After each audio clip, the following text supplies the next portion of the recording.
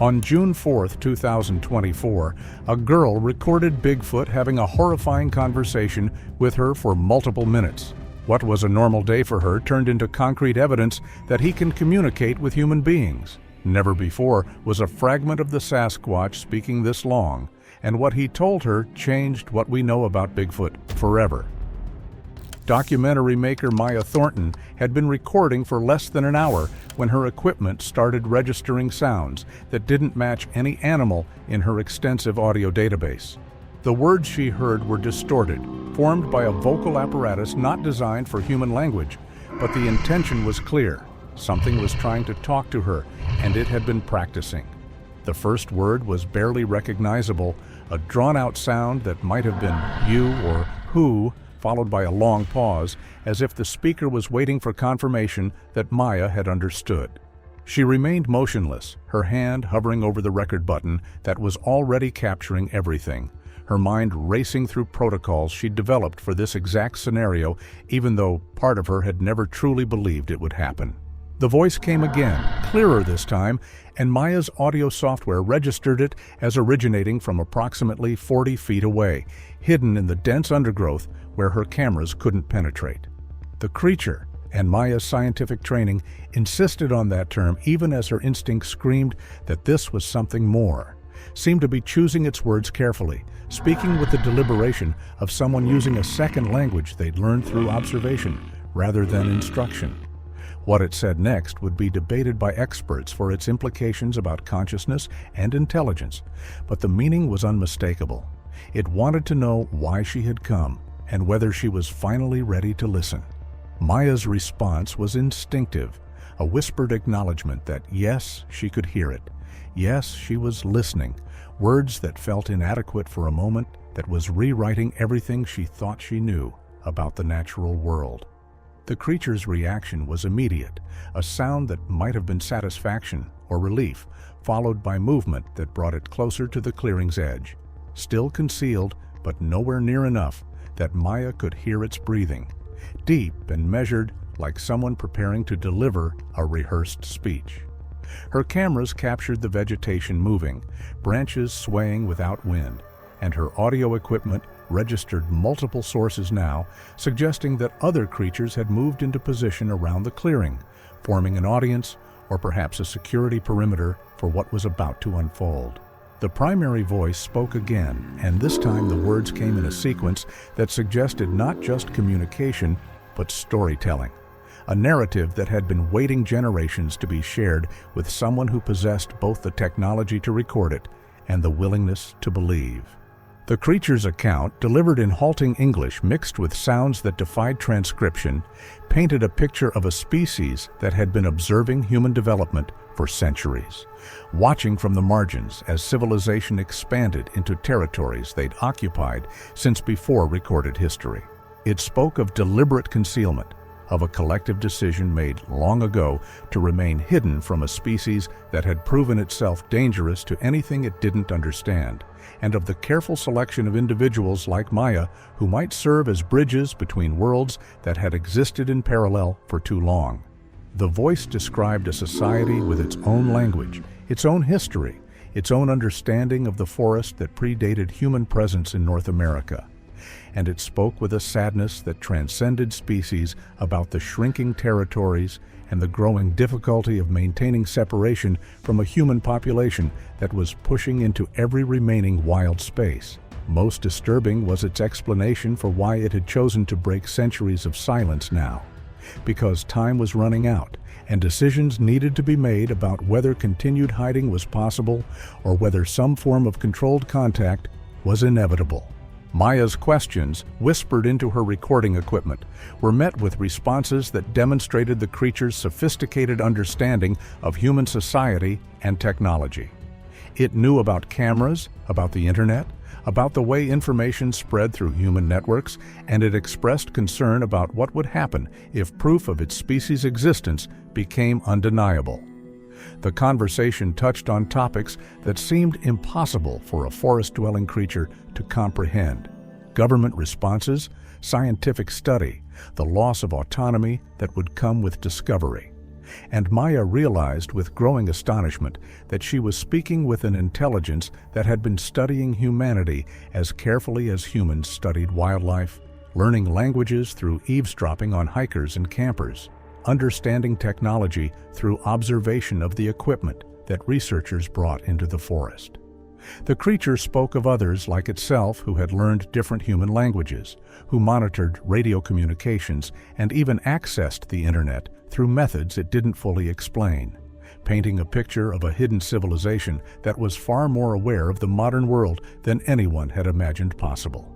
The conversation took a darker turn when Maya asked about the reports of aggressive encounters, the stories of hikers being chased or intimidated by massive figures in the forest. The creature's response carried what sounded like regret mixed with justification. It described a species under pressure, defending territories that were being encroached upon, sometimes using fear as a tool to drive humans away from areas that were considered sacred or essential to their survival. It spoke of younger members of its kind who were less patient with the policy of concealment, who wanted to confront the human expansion more directly, and of growing tensions within its society about how to respond to a world that was leaving fewer and fewer places to hide. Most chilling was its admission that some encounters had been tests, deliberate interactions designed to gauge human responses and gather information about how individuals would react to contact, experiments that had been ongoing for decades as its kind tried to predict what would happen if full disclosure became unavoidable. Maya's audio equipment captured nuances in the creature's voice that suggested emotional complexity, frustration, hope, fear, and something that might have been loneliness, the isolation of a species that had chosen invisibility over the risks of recognition. The creature asked Maya questions in return, wanting to know about human intentions, about whether people like her who sought contact came with peaceful purposes, or whether discovery would inevitably lead to exploitation and destruction. Its concerns revealed a sophisticated understanding of human history, referencing the treatment of indigenous peoples and endangered species with a knowledge that suggested extensive observation of human behavior patterns. The conversation became a negotiation, with the creature trying to assess whether Maya could be trusted to present its kind's existence in a way that might lead to coexistence rather than catastrophe, and Maya struggling to provide assurances she wasn't certain she could guarantee. The other creatures that had positioned themselves around the clearing began to vocalize, their calls creating a chorus that Maya's equipment registered as coming from at least 6 different sources, each with distinct vocal characteristics that suggested individual identities rather than a uniform group. The primary speaker seemed to be translating or summarizing their contributions, explaining that its companions represented different perspectives within their community. Some who supported this contact, others who viewed it as a dangerous mistake, and still others who believed that humanity had already progressed too far to be trusted with knowledge of their existence. The debate playing out in the forest around Maya was apparently one that had been ongoing within the creature's society for generations, and her presence had forced it into the open, making her an unwitting participant in a decision that would affect an entire hidden species. As the conversation continued, Maya noticed that the creature's English was improving in real time, as if the practice of actually speaking with a human was refining skills that had been developed only through passive observation. It began using more complex sentence structures, incorporating idioms and references that suggested it had been listening to human conversations for years, absorbing language through patient eavesdropping on camping groups and hikers who never suspected their words were being studied by an intelligence hidden in the surrounding forest. The creature expressed frustration with the limitations of human language for conveying concepts that existed in its own communication system, describing ideas about forest consciousness and interconnected awareness that didn't translate well into English, but suggested a worldview fundamentally different from human understanding.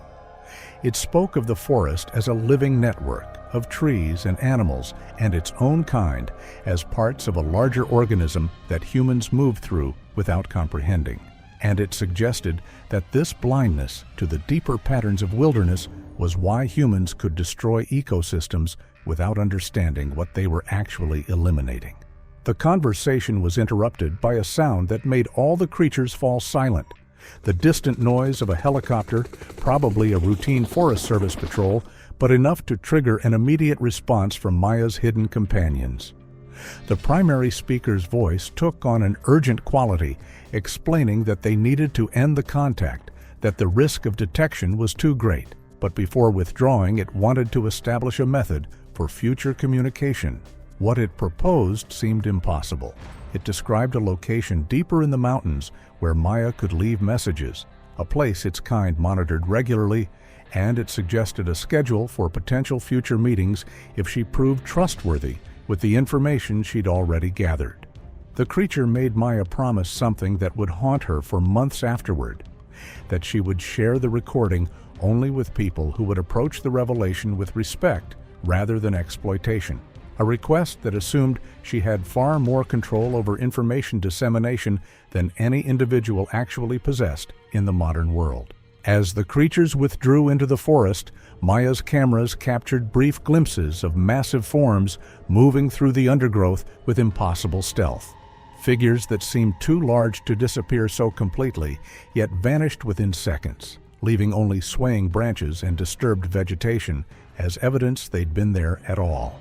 The primary speaker's final words were a warning and an invitation, a caution that not all of its kind were as willing to attempt communication, that some territories were defended with violence rather than words, but also an expression of hope that Maya represented a new possibility for a species that was tired of hiding. The voice faded into the forest, and Maya was left alone in the clearing with equipment that had recorded something that would either revolutionize understanding of intelligence and consciousness or destroy her credibility as a researcher, depending on who heard it and whether they chose to believe. Maya remained in the clearing for another hour, her hands shaking as she reviewed the audio files, listening to the conversation replay and trying to convince herself it had actually happened. The recording was clear, undeniable, showing waveforms and frequency patterns that didn't match any known animal, but also didn't match human speech exactly, existing in a space between that suggested a vocal apparatus adapted for different purposes, attempting to mimic human language. Her video footage showed movement, shadows, the disturbance of vegetation, but never a clear image of the speakers, as if they'd positioned themselves with perfect awareness of her camera angles and deliberately stayed just beyond the range of visual documentation. The evidence was compelling but incomplete, enough to prove something extraordinary had occurred, but not enough to satisfy the burden of proof that scientific acceptance would require. The hike back to her vehicle became a journey through a forest that felt fundamentally different from the one she'd entered that morning. Maya found herself noticing things she'd overlooked before, arrangements of stones that might be markers, broken branches positioned in patterns that could be signals, and areas where the forest floor showed signs of regular passage by something that moved on two legs, but left tracks too large and too deep to be human. She realized that the creature's claim of extensive observation was evident everywhere once you knew what to look for, that the forest was full of signs of an intelligence that had been hiding in plain sight, camouflaged not just by physical concealment, but by human assumptions about what was possible. Every sound made her pause, wondering if she was being followed, if her new contacts were ensuring she made it safely out of their territory, or if other members of their kind who hadn't approved of the contact were tracking her movements with less friendly intentions. Maya's heart pounded as she whispered her response into the recording equipment, asking the creature what it wanted her to know, what message it had been waiting to deliver. The being's answer came slowly, each word carefully formed, as if it was translating thoughts from a language far older than English into sounds her human ears could process. It spoke of watching humans for generations, of learning their languages by listening to campfire conversations and radio transmissions that drifted through the forest, of understanding technology through careful observation of the equipment that researchers brought into the wilderness. The creature described a species that had made a collective decision centuries ago to remain hidden, to observe rather than engage, because early encounters with humans had taught them that discovery meant danger, that anything unknown was either destroyed or captured by a species that feared what it couldn't control. The conversation took an unexpected turn when Maya asked how many of them existed in these mountains. The creature's response carried what sounded like sadness. It spoke of a population that had once numbered in the thousands across the Pacific Northwest, but had dwindled to scattered groups of a few hundred, pushed into smaller and smaller territories as human development consumed the wilderness. It described sacred places that had been paved over, migration routes that had been cut by highways, and gathering sites that now sat beneath reservoirs and shopping centers. The being's voice grew heavier as it explained that its kind was facing a choice they'd hoped never to make: continue hiding until there was nowhere left to hide, or risk contact with humans in hopes of finding allies who might help protect what little territory remained. Maya realized with growing horror that she wasn't just documenting an unknown species. She was potentially witnessing the last generation of an ancient civilization in its final desperate attempt to survive. Maya's questions became more urgent, her scientific training warring with the emotional weight of what she was hearing. She asked about their society, their culture, how they'd managed to remain hidden for so long in an age of satellites and thermal imaging. The creature's explanation revealed a sophistication that shattered every assumption Maya had made about what intelligence looked like. It described a network of families spread across multiple mountain ranges, connected not by technology, but by individuals who traveled between groups carrying messages and maintaining social bonds.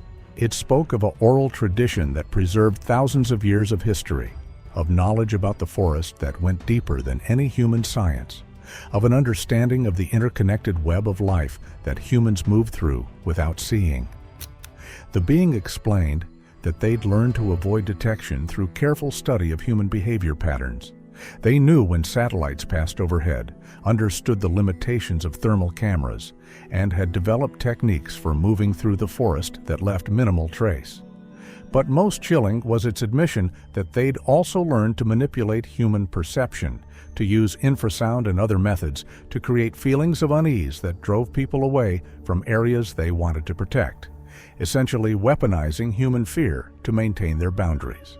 The creature's tone shifted when it began describing the internal conflict within its society about whether to maintain absolute secrecy or attempt controlled contact. It spoke of elders who believed that any interaction with humans would inevitably lead to their destruction, of younger members who argued that hiding was no longer sustainable in a world where wilderness was disappearing, and of a middle faction that believed selective contact with specific humans might be their only path to survival. Maya had apparently been chosen as a test case. Her research, her approach, her obvious respect for the unknown had marked her as someone who might be trusted with knowledge that could either save or doom an entire species. The weight of that responsibility settled over Maya like a physical burden as she realized that her response to this encounter, the choices she made about what to do with this recording, could determine whether these beings continued to exist or were driven into extinction by the exposure she might trigger. As the conversation continued, Maya noticed that other vocalizations were occurring around the clearing. The creature she was speaking with would occasionally pause, and she would hear calls from different directions, followed by responses that suggested consultation was happening, that the being was checking with others before answering certain questions. The primary speaker explained that its companions represented different perspectives within their community, that this conversation was being witnessed and evaluated by others who would help decide whether future contact should continue or whether this experiment should be terminated. Maya asked if she could see them, if they would allow themselves to be photographed, and the creature's response was firm. Visual documentation was not possible, not yet, perhaps not ever.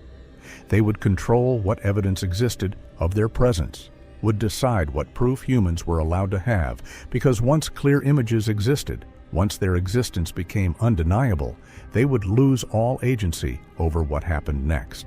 The conversation itself, the audio recording, was a calculated risk, a piece of evidence that proved communication had occurred but still left room for doubt, for deniability, for the possibility of retreat if Maya proved untrustworthy. Maya's audio equipment captured something remarkable in the next exchange. The creature began teaching her words from its own language, simple concepts like forest, water, sky, spoken in sounds that her human vocal cords couldn't hope to reproduce, but that her recording software captured in perfect detail.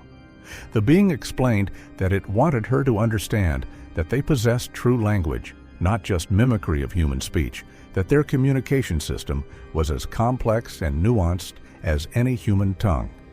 It demonstrated grammatical structures, showed how meaning changed with tonal variations and context, essentially providing linguistic proof that would be invaluable to researchers if Maya chose to share it. But with each word it taught her, the creature also emphasized the trust it was placing in her, the risk it was taking by revealing so much, and the consequences that would follow if that trust was betrayed. The lesson felt less like academic exchange and more like a test of Maya's character, a way of measuring whether she understood the gravity of what was being shared. The conversation took its darkest turn when Maya asked about the aggressive encounters that had been reported over the years, the stories of hikers being chased or intimidated. The creature's response carried what sounded like genuine regret. It acknowledged that fear had been used as a tool, that humans had been deliberately frightened away from certain areas through displays of aggression that were carefully calculated to terrify without causing actual harm. It described these encounters as necessary evils, defensive measures taken to protect territories that were essential to their survival.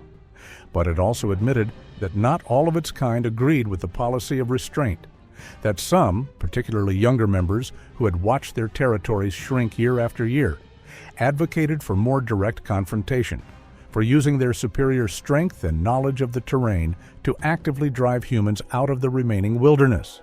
The being's voice carried a warning as it explained that Maya's encounter was happening during a moment of decision within their society, that the choice between continued hiding and open conflict was being debated, and that her response to this contact might influence which path they ultimately chose.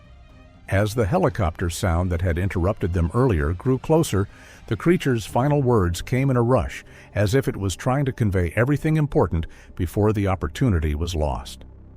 It gave Maya specific instructions for a location where she could leave messages, a distinctive rock formation that it described in detail, and it established a schedule for when those messages would be checked. The being made her promise something that would haunt her for months, that she would share the recording only with people who approached the revelation with respect rather than exploitation, that she would use her judgment to determine who could be trusted with knowledge of their existence. It was an impossible request, asking her to control information in a world where nothing stayed secret. But Maya found herself agreeing because the alternative, refusing and potentially ending all future contact, seemed worse. The creature's parting words were both invitation and warning. They would be watching her, monitoring how she handled this responsibility, and future communication would depend entirely on whether she proved worthy of the trust they'd placed in her. The sounds of the creatures withdrawing into the forest came quickly after that, multiple sources moving away from the clearing with coordinated precision that suggested they'd planned their exit strategy before the conversation even began. Maya's cameras captured the vegetation moving, branches swaying as massive forms passed through, but true to their word, the beings never allowed themselves to be clearly visible, maintaining their control over what evidence existed of their presence. Within minutes, the forest had returned to normal sounds, birds resuming their calls, insects buzzing, the ordinary noise of wilderness that had been absent during the entire encounter. Maya sat alone in the clearing, her recording equipment still running, capturing her shaking breaths and the sound of her own voice whispering in disbelief at what had just occurred. The audio file showed a conversation lasting exactly 4 minutes and 17 seconds. But the implications of those brief minutes would reshape everything Maya thought she knew about intelligence, consciousness, and what it meant to share the world with minds that operated according to rules humanity had never imagined.